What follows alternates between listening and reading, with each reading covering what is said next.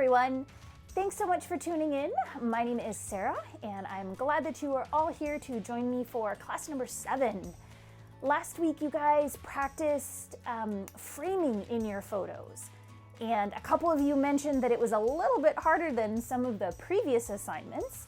And I just wanted to send a big thank you to everybody who took the time to get out and practice seeing where they could find frames. Sometimes it's a little bit difficult. We don't always necessarily see frames all around us. So we kind of have to keep our eyes open for when we do see them. It looks like you guys had a lot of fun experimenting with what you had in your homes to use as frames, as well as getting outside to see what you could find there. So I really appreciate you guys sending those photos in. If you missed the slideshow, I will link it below for you guys to watch after today's lesson. So thanks again. Now, today's lesson 7, and we are going to talk about a technique that's called filling the frame. So what exactly does that involve?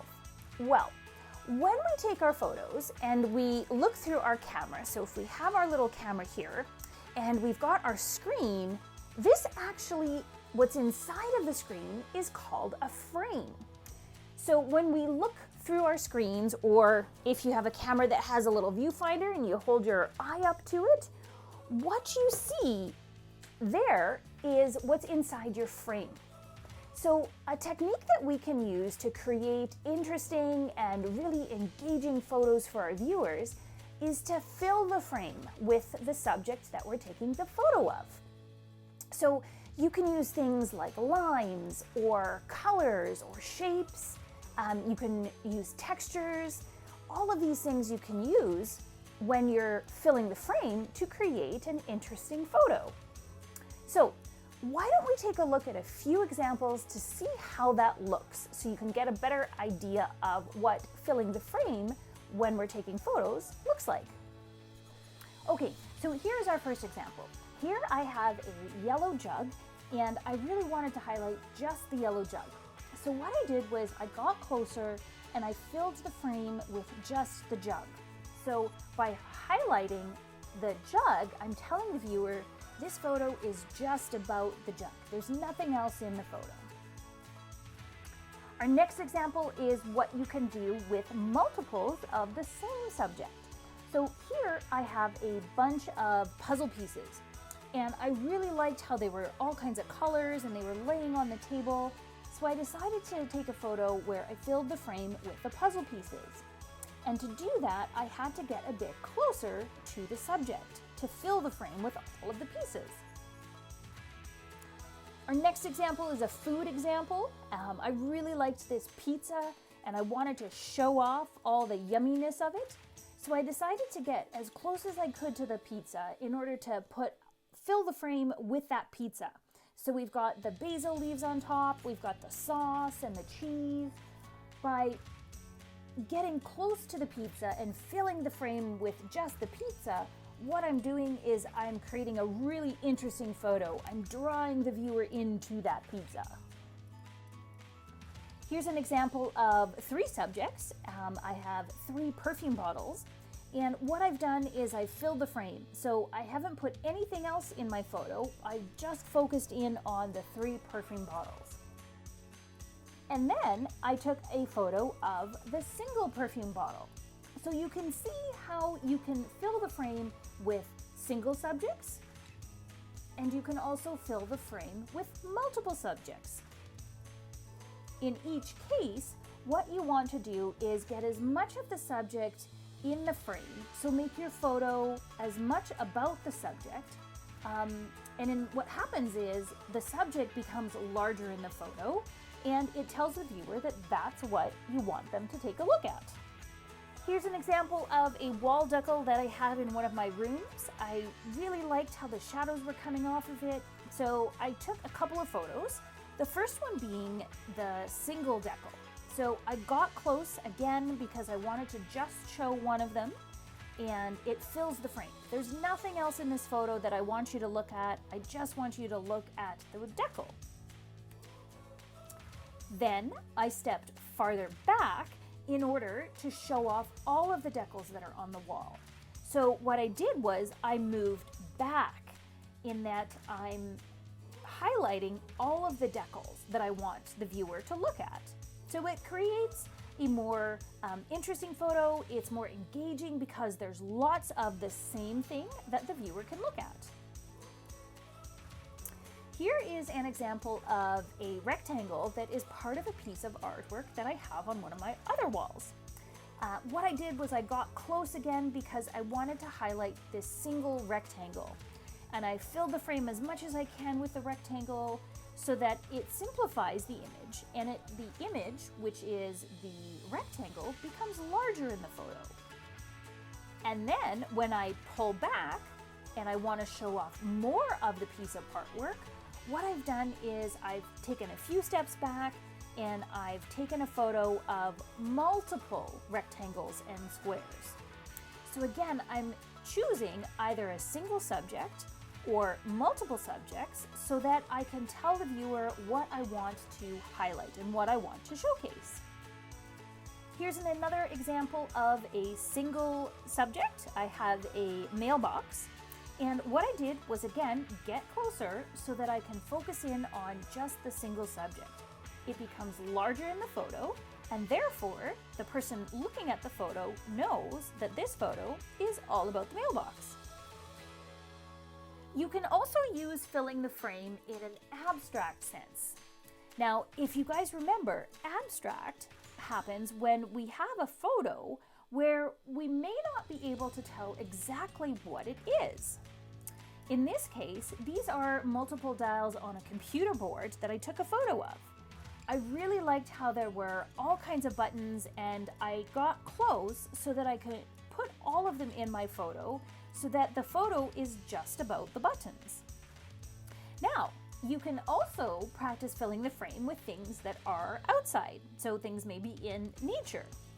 Here I have one of the roses that is on one of my rose bushes. Now, there were lots of roses on this bush, but I decided I really liked the single rose. It was really big and really pink, which I really liked the pink rose. So I got close to the rose and filled the frame to make it bigger in the photo so that the photo was just about the rose. Here is an example where you might have multiple flowers. This is a purple flower that has lots of blossoms on it. So what I've done is I've gotten closer to the stems that have the blossoms on it and included just that so that we know it's just about the purple flower. Here's another example of purple flowers. Here we have them sort of spread throughout the photo. So these are wildflowers that are growing, and I really liked how they were spaced all around, so I got closer so that I could fill the frame with all of these little purple flowers. Another example, this here is some leaves on some kind of plant. I'm not quite sure what kind of plant it was, but I really liked how there were all these leaves that on the edges were red, and then they slowly kind of moved into that green color. So what I did was, again, I wanted to fill the frame with just the leaves because I really like the colors of these leaves. So I got closer to it to fill the frame with just the leaves of this plant. One of the ways in which we use filling the frame, we can sometimes simplify our photos. By taking a single image, here we have kind of a branch that is washed up onto the sandy beaches. I just wanted to showcase how the leaves of this branch were just lying on the sand. So I got close, filled the frame with as much of the branch that I could.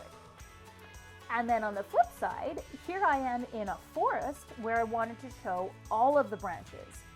So I'm quite far away from the trees and I'm looking up at all of those branches. So what I'm doing by looking up, filling the frame with all these branches, is I'm drawing everybody looking in at the photo and they want to look up towards these branches. You can also look down on the ground for various things to take photos of.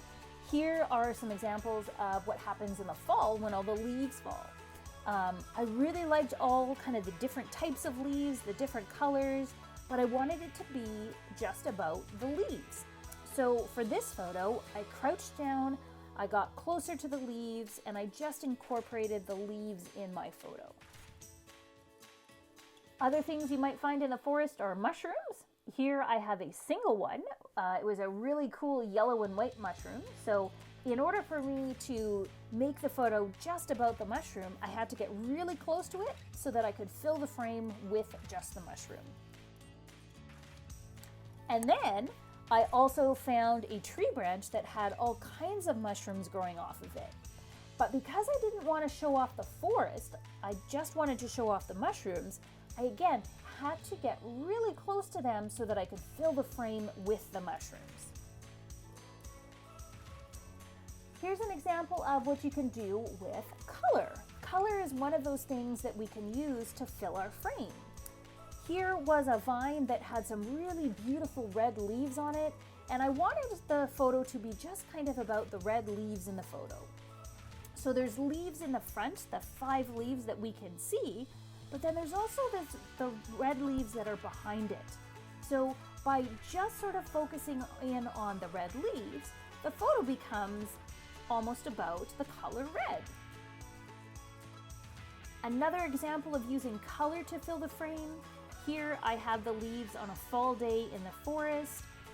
What I really liked was how the yellow just sort of continued in this part of the forest. So what I did was I stepped a little ways back so that I could have all of the yellow leaves that were in front of me as part of my photo. So the photo becomes kind of all about the yellow color that we see in the fall. And in the springtime, we often see green coming out in forests. Here's an example of some moss that had started growing on, I think it was a tree branch or a tree stump, but I really liked the green color. So in order to show off the green moss, the green color, what I had to do was get really close to it, crouch down on the ground so that the frame was filled with this green color. And our last example, which is one of my favorite things to do, is look up at the fluffy clouds and see what I can see. These particular clouds really stood out to me because they kind of look like marshmallows or pillows, and they were creating this really cool pattern. So what I did was I just looked up and I found a really cool section of the clouds, and I decided that that was going to be my photo. So I filled the frame with just the clouds. So you don't see any trees, you don't see any houses, you don't see any hydro poles. It's just about the fluffy clouds. So one of the things that you may have noticed is that where you're standing in relation to what you're taking a picture of matters. It's kind of a theme that we've been practicing throughout these lessons. Your viewpoint is really important when you're taking photos. And it's especially so when you are practicing the technique of filling the frame. You may need to get up higher and look down on something to fill the frame with the subject. You may need to crouch down and look up at something to be able to fill the frame with the subject. You might have to move closer to the subject or farther away to make sure that you get enough of it into your frame. One of the things that I love about photography, and when I go out and take pictures, is I love exploring the different viewpoints when I'm filling the frame. So I'm trying out getting closer, getting farther away, maybe moving up or down, left or right. I initially sort of see a photo, but then I experiment. So I try different things once I've taken the photo that I at first saw. And one of the great things about exploring and trying the different viewpoints is that you might end up with what I call a happy accident. So you maybe didn't think to take the photo right off the bat, but after experimenting and trying out the different viewpoints, when you're filling the frame, you can get a really cool photo that is an accident because you didn't think of it right off in the beginning. So it's a happy accident that occurs when you are experimenting with all these different viewpoints. Okay, so your assignment for this week is to get out and practice taking photos where you fill the frame with your favorite things. So it can really be anything. It's anything that you like taking pictures of. Maybe you've got stuffed animals that you really like. practice taking photos where you fill the frame with just one stuffed animal, or maybe fill the frame with multiple stuffed animals. Maybe you have a whole bunch of them lying on your bed. Practice taking photos where you fill the frame with all of your stuffies. Maybe you're into baking. Maybe you like cookies or cupcakes or donuts. Practice taking photos where you take a picture of a single cookie or donut, where you fill the frame with the entire donut. Or maybe you've got a batch of cupcakes that you just made. Practice taking photos where you fill the frame with all of the cupcakes. And don't forget to explore the different viewpoints. So change up your position in relation to the subjects while you're taking your photos. Take the entire week if you like. Spend some time each day practicing filling the frame. Practice taking photos where you find single subjects or multiple subjects. And once you finish taking your photos, what I'd like you to do is look through them and pick 5 of your favorite photos to submit to the weekly slideshow. If you're participating, you can email me the photos, and then I will put together a slideshow of all of the photos that are submitted so we can all see what everybody's doing. It's a lot of fun. So, there you have it.